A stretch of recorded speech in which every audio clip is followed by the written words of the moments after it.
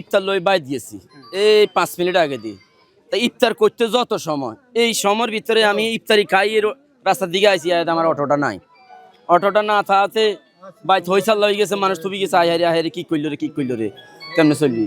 আর আমি রায়রা দিয়ে গেছি, আমার ভাই হুন্ডা লই গেছে, জামাই হুন্ডা লই গেছে, টোকাইতে হরে বুয়া রাস্তার ইফতারি লে জানতে মানুষ তিনকে দেখছি মাস্ক খাওয়া দিয়ে এখানে খাওয়া রয়েছে, ওখানে আপনাকে গাঁটারও খাওয়া রয়েছে। তখন সন্দেহজনক বেয়া করে ধরলাম, মায়ের দেওয়ানোর পরে স্বীকারোক্তি দিছে আমরা নিছি।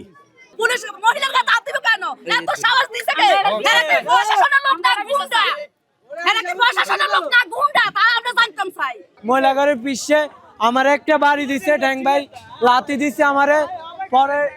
পরে পুলিশ মহিলাঘরে দোয়াইলো বাড়ি বুঝতে আমার কাকা আসছিল, আমার কাকার ঘরে কাকারে পিড়ি মারি পুলিশ চলি।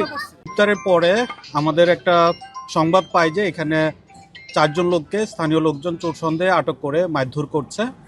তো এই সংবাদের ভিত্তিতে আমাদের যে মোবাইল টিম ছিল, মোবাইল টিম কোনো মব হচ্ছে কিনা সেটার জন্য দ্রুত আসে ঘটনাস্থলে। এসে দেখে যে 4 জন লোককে চোর সন্দেহে আটক করা হয়েছে এবং তারা চুরি করেছে।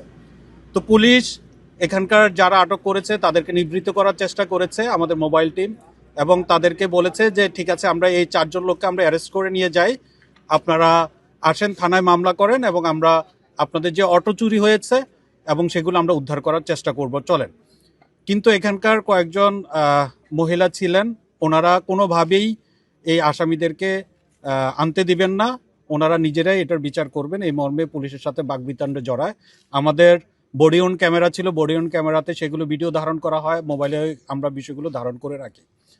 তো প্রায় 3.5 ঘন্টা এখানে পুলিশকে তারা আসামি হস্তান্তর করবে না মর্মে তারা পুলিশের সাথে অসহযোগিতাপূর্ণ আচরণ করে।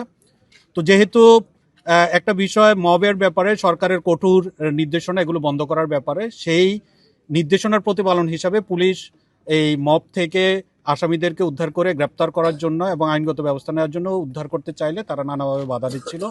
পরবর্তীতে এখানে আরও অধিকতর ফোর্স প্রেরণ করা হয়। ফোর্স প্রেরণ করা হলে আসামিকে উদ্ধার করে গ্রেপ্তার করে নিয়ে যাওয়া কালে এখানকার লোকাল যারা ছিলেন ওনারা ইট পাটকেল নিক্ষেপ করা শুরু করে এবং আমার একজন পুলিশ সদস্য গুরুতর আহত হয়, মাথায় তার 3টি সেলাই লাগে, আরেকজনের হাতে গুরুতর জখম হয়।